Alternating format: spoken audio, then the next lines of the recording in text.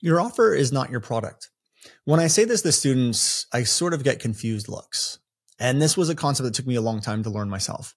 Your product, your course, whatever you're selling, it's not your offer. They're two completely different things. And if you're making your product your offer, sales are probably hurting. In this episode, we break down what that is, what the concept is, how to fix it, and more. So if that's interesting to you, well, keep on listening.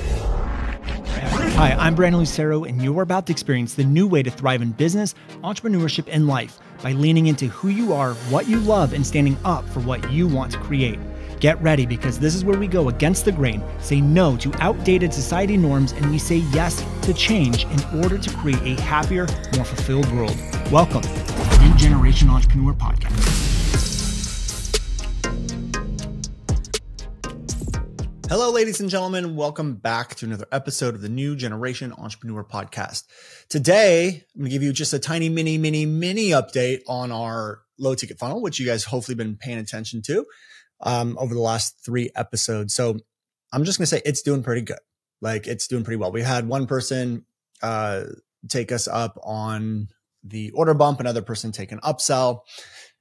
So it's going pretty well. And I think, I don't know the actual numbers, but I think we're probably close to break even on it, which is amazing, which means we're getting free leads, free customers really.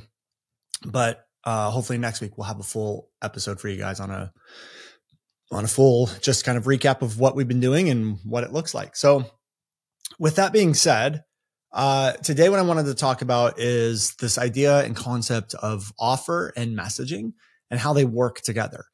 And the reason why I bring this up is I just see so many people, and this is very common. I did the same thing, but I do see a lot of this with a lot of people, where you let the product influence your messaging. And what I mean by that is that, and you let the product influence your offer. And so what that means is that when you have a product, and let's just say that it's 10 modules and you name it module 1, module 2, module, whatever, right? What most people do is when they come up with their messaging, they're like, okay, this is my product. How do I sell it? Well, let me do something that's relevant to it. Let me talk. This whole product is about trauma healing. So let me just do a webinar on trauma healing. And you're basing all of your messaging and marketing off the actual product. And that can or cannot work, but most of the times it doesn't. And the reason why is because when we're so focused on the solution, the product, the end thing, when we're so focused on that, and we push that forward, we tend to talk to our audience from solution instead of problem. And when we talk to our audience based off of solution, not problem, we're not talking within their awareness or what is relevant to them. So when that starts to happen, it causes problems. And some of you may be experiencing that now.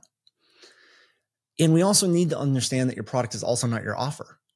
So what that means is that your product that you sell isn't the thing that you're going to offer people on your webinar pitch. And I know that may seem a little weird and a little strange, but I always like to use the glass jar analogy, which is that if I had glass jars, what it is a glass jar. But if I just automatically said like, okay, how do I sell this glass jar? Let me talk about glass jars. Let me do a webinar on glass jars.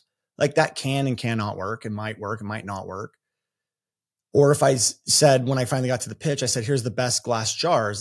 They're durable. They have the best quality glass, like whatever, right? That can or cannot work. And that's how most people do it, is you have a glass jar. You ask, how do I market a glass jar? And then you sell them the features of the glass jar. That's just what most people do. However, if I had a bunch of glass jars, I would look at what are these unique angles? What are the problems that people are having that's going to require them needing a glass jar? And so one thing that would come up to mind would be like candle makers. They need the glass jars for the candles. So with that being said, then I would like figure out a marketing strategy that allowed me to get to like a conference where there's like candle makers at. And I'd put up a booth and say like, here's the best quality glass for any candle. And so now they're not just glass jars. They're like the glass for candles, the best glass, right? So that's my angle. That's my pitch. That's my offer. So the marketing shifted, the marketing changed, the offer changed because now it's like a candle instead of a glass jar. Then what I would ask myself is what else can I do? I'm like, okay, let me go to a conference where people are talking about plates and cups and things like that. And I'm going to sell my glass jars as this new type of cup. So now it's a drinking cup. So my marketing shifted and changed because I realized that was a big problem, or there was a big need there. And then my offer changed because now it's like the best quality glass cup for water or whatever it is. They're not glass jars anymore. And so what we have to do with our courses and we have to do with our products is we have to ask ourselves, okay, great. Like, this is the formula. This is the process, but what part of it, what piece of this, or what is all of this solving for people? And again, you could say, what does my course solve for people? Like problems. What problems are people experiencing that this solves? But you can do it for each module too. Like, this module solves these problems, and this module solves these problems, and this module solves these problems. And you come up with this giant list of all of these problems and issues that your product can solve. And then that becomes the angle, that becomes your content, and you test it out, right? So you put out all of your stuff, you test it out, you see what's working, what's not working, and you come up with some ideas on what to do with it. And when you start to do that, you start to uncover what the people's needs actually are, because people just need their problem solved. Like, that's the whole point. They just need their problem solved. That's what they need.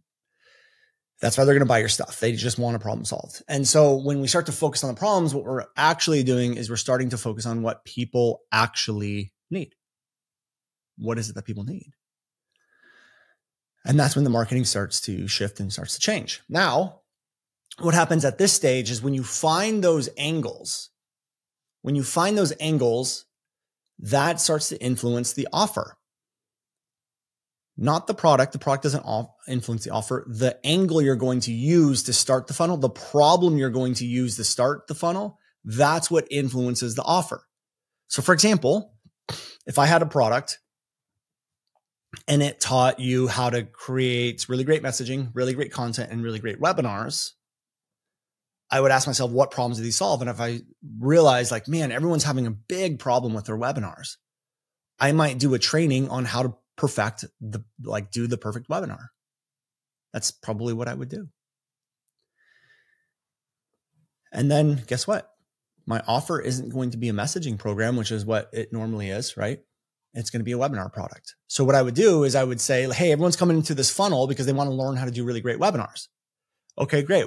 My product, section 3, sells and teaches how to do a really great webinar. So I'm actually going to make section 3 the offer. Like, I'm just going to say, hey guys, today we went over how to do a really great webinar. In fact, I'm going to do this with you. If you guys want me to build out a webinar with you, we have this training, this training, this training, this training, and that's all I'm going to do. But guess what? My program still has section 1 and section 2, messaging and content. And then what I might do is I might say, in fact, what I'm going to do, if anyone signs up today or this week, we're going to give you my messaging program completely free. And we're also going to give you my content program completely free. But guys, my program, once they enter it, you have to go through section 1 first, section 2, and then section 3. So you have to go through, you're going to get all 3 anyways, but I didn't just automatically take my product and then make it my offer. What I did is I looked at what is the biggest problem that I can solve for people with my program. Okay. They want to learn how to do webinars. Let me do a training on that. Let me get them sold on this. And then let me just use the webinar section of my program, because that's what they're there for. That is what they want. They want that. And do I think I can get them sold? Do I think I can get them sold on just that part of it?